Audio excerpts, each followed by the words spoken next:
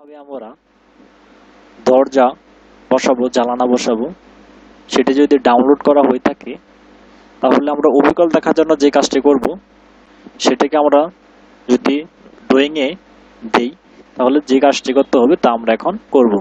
প্রথমে ডাউনলোডকৃত দরজাটিকে যদি আমরা নিয়ে আসি তাহলে কাস্টমাইজে চলে যাব। কাস্টমাইজে রাইট ক্লিক করব, এরপর আমরা কনফিগারেশন ইউজ পাতে ক্লিক করব, রাইট ক্লিক, এরপর এক্সটার্নাল ফাইলস এ ক্লিক করার পর এই ডান পাশে অ্যাড চলে আসবে, মাউসের রাইট ক্লিক করব, ক্লিক করার পর ফাইল চলে আসবে যে ফাইলে রাখা আছে। মাই পিসিতে চলে গেলাম, পিসিতে চলে যাওয়ার পর ডাউনলোডে আমরা এখানে 86 ফাইলটিতে আমরা দরজাটি ক্লিক করা আছে। ক্লিক করার পর আমরা এখানে কি করব, ইউজ পাথ ওকে করব, এরপর ওকে দিয়ে দিলাম। এরপর ম্যাক্স ফাইলটিকে আমরা মিনিমাইজ করব, মিনিমাইজ করার পর আমরা পিসিতে চলে যাওয়ার পর ডাউন অপশন থেকে 86 ফাইলটিকে এই ফাইলটি আমরা নিয়ে চলে যাব, লাটিম ফাইলটিকে নিয়ে চলে যাব, এখানে নিয়ে যাওয়ার ছেড়ে দেব, ছেড়ে দেওয়ার পর এখানে লোডিং নেবে, লোডিং নেওয়ার পর দরজাটি এসে পড়েছে।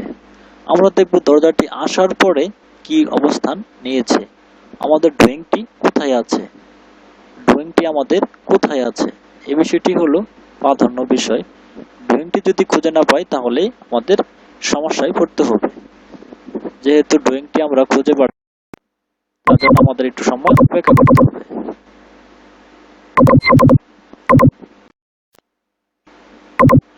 আমরা মিনিমাইজ করার পর 86 ফাইল থেকে যে দৌড়টিকে আমরা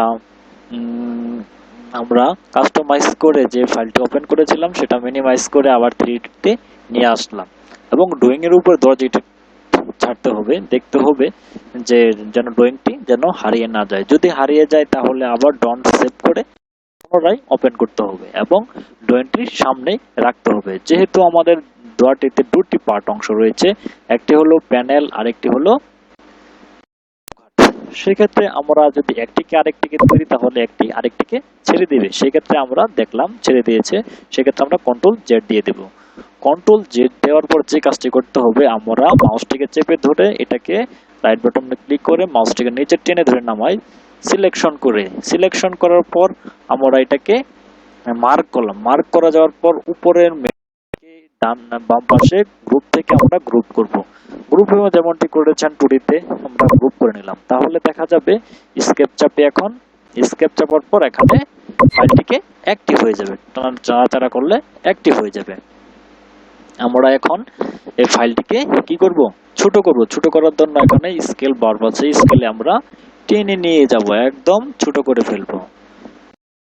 কি করব, ছোট করে ফেলবো, এই পাশ দিয়ে ছোট করব, লম্বায় ছোট করতেছি এবং এই পাশ দিয়েও ছোট করব। যদি ফাইলটিকে বড় করা দরকার হয় তাহলে বড় করা যাবে, আমরা ছোট করে নিচ্ছি।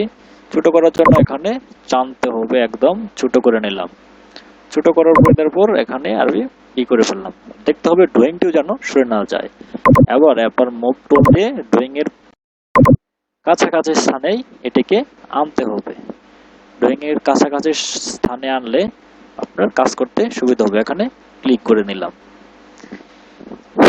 ক্লিক করার পর দেখতেছি দরটা পাশে অনেক বড় হয়ে গেছে, পাশে অনেক কি হয়ে গেছে, বড় হয়ে গেছে। সেক্ষেত্রে আমরা দুয়ারের প্যানেলটিকে কি করতে পারি, চাপাতে পারি। চাপানোর জন্য এই পাশটিকে আছে আবারই স্কেল টুলে যেতে হবে, স্কেল টুলছে গেলে এটা আবার এইভাবে চেপে যাবে, এইভাবে চেপে যাবে, বড় হয়ে যাবে। আমরা একটু বড় করে নিলাম। এরপর যদি আমরা ঘোরাই কেমন দেখা যাবে, দুয়ারটি 5 ইঞ্চি প্রস্থে আছে প্যানেলে, তবে আমরা এটা ক্লিক করে নিলাম। ক্লিক করার পর দেখলাম প্রস্থ একটু কম হয়ে গেছে, সেক্ষেত্রে একটু করে নিলাম। এবার আমরা দেখতেছি দুয়ারটিকে কোন আছে, আমরা দুয়ারটি করলে সব মুভ করা যায়। সেই ক্ষেত্রে যদি আমরা এটাকে মার্ক করে আবার নিয়ে যাই জানালার সামনে কিংবা দুয়ারের সামনে যদি নিয়ে যাই, সেক্ষেত্রে যা হবে, সেক্ষেত্রে হলো দুয়ারটি বড় হয়েছে কিনা ছোট হয়েছে তা আমরা দেখতে পারবো। এখানে দুয়ারটি যথেষ্ট বড় হয়েছে কিংবা ছোট হয়ে গেছে। সেই ক্ষেত্রে আমরা কি করতে পারি, সেই ক্ষেত্রে আমরা সিলেকশন করে নিতে পারি। যদি পাশে কম হয়ে থাকে তাহলে পাশে কম দেব আমরা।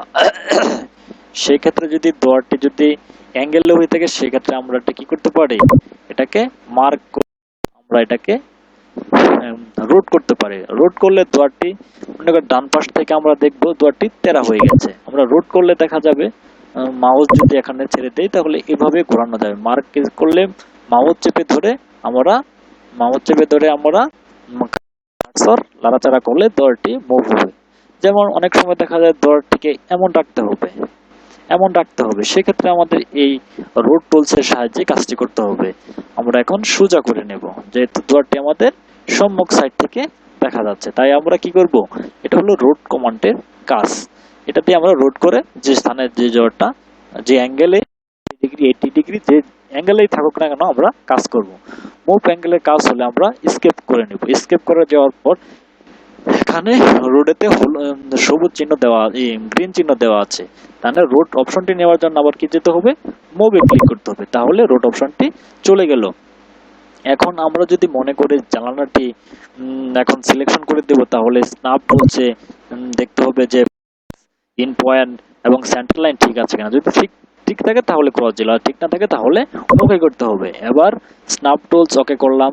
ওকে করার পর মুভ টুলস এর সাহায্যে আমরা কি করব, এখানে ইন পয়েন্ট সিলেকশন করতে হবে।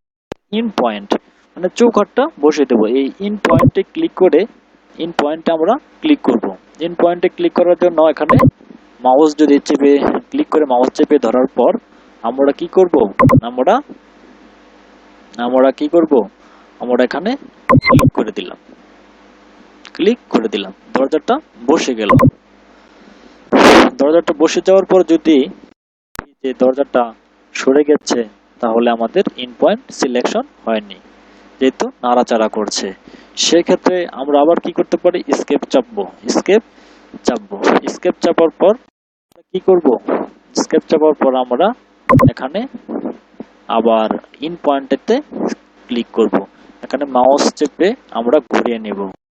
ঘুরিয়ে নেওয়ার পর আমরা দেখব যে এখানে আসলে কি হচ্ছে। এখানে আমরা এটাকে টেনে নেব। টেনে নেওয়ার পর আমরা এখানে ইন পয়েন্ট যদি সিলেকশন না হয় তাহলে আমাদের দরজাটা চলে যাবে। সেক্ষেত্রে আমাদের যে কাজটি করতে হবে, এই ইন পয়েন্টটা টেনে এই ইন পয়েন্টটাতে ক্লিক করতে হবে। ইন পয়েন্টটা টেনে যদি ইন পয়েন্টে ক্লিক করি তাহলে এটা, আর যদি মাউস ঘোরাই তাহলে আর ঘুরবে না। এই হয়ে গেল দরজা বসানোর একটি সঠিক নিয়ম। ইন পয়েন্ট সিলেকশন হয়ে যাওয়ার পর আপনি দেখতে পারবেন এটা একটা দরজা। এইভাবে একটা ইন পয়েন্ট কি হয়ে গেল, সিলেকশন হয়ে গেল। এবার দরজার হাইটটা একটু বড় হয়ে গেছে, সেক্ষেত্রে আবার আপনি মুভ টুল থেকে সিলেকশন টুলসে যেতে পারেন। সিলেকশন টুলসে যাওয়ার পর এইভাবে আপনি কমে বড় নামতে পারেন, এটা একটু ছোট করতে পারেন। পাশে যদি একটু বড় হয়ে যায় সেক্ষেত্রে করতে পারেন। আবার মুভ টুলসে চলে যাব। মুভ টুলসে চলে যাওয়ার পর একই রকম কাজ করতে হবে।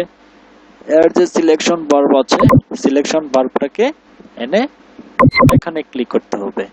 ক্লিক করলে এটা আবারই ছোট আকারে বসে গেছে। যখন বসে গেছে তখন যদি আমরা অল্টার ধরে কিবোর্ডের অল্টার ধরে মাউসের বোতাম চেপে আমরা যদি ঘোরাই তাহলে ঘুরবে, কোনো সমস্যা হবে না।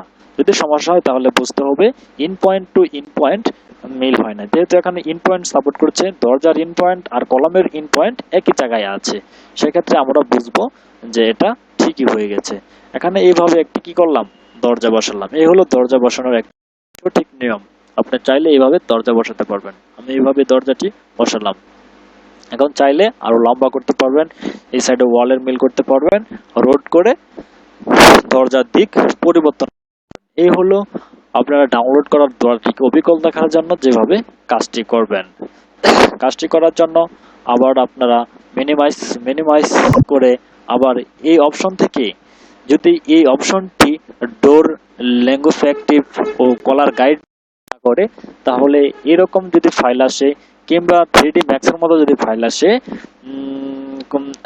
যদি ফাইল আসে তাহলে তাহলে যে কাজটি করতে হবে, কাস্টমাইজ থেকে নেওয়ার পর, সমস্ত পাথ নেওয়ার পর আপনি এই ফাইলগুলোকে আপনি কপি করে টেনে ধরে এনে ছেড়ে দিতে পারেন। ছেড়ে দেওয়ার পরে দরজা শো করবে। শো করার পরে আপনি দরজা যদি দিক পরিবর্তন না হয় তাহলে রোটেট করতে হবে। রোটেট করে আপনার ইন পয়েন্ট সিলেকশন করে উপরে নিচে ছোট বড় করে কাজ করতে পারবেন।